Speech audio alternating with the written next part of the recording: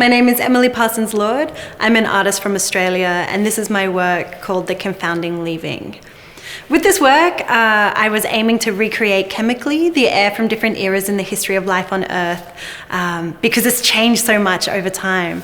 And what you start to see when you go back in time is how the chemical composition of the air influences how life can evolve, but then also the life that does evolve changes the air as well. So it's a beautiful cycle.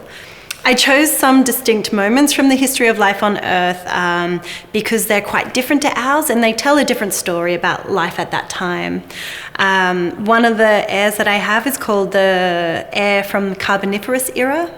So this is a time when trees kind of invent their own trunks. So for the first time in the history of life on Earth, there's big trees kind of releasing oxygen. So oxygen goes up really high, carbon dioxide comes down quite low.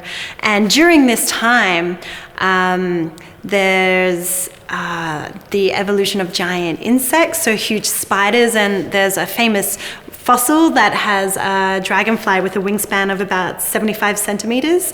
So that guy is from this time.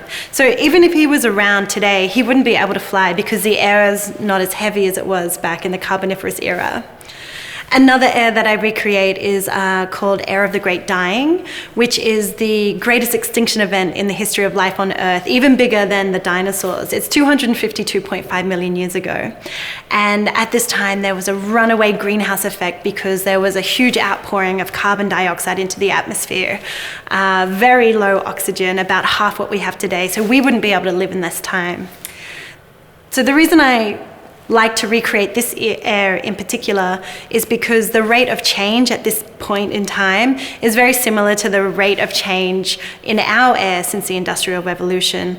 So for me, air is highly political and extremely urgent in terms of as a material in the climate crisis.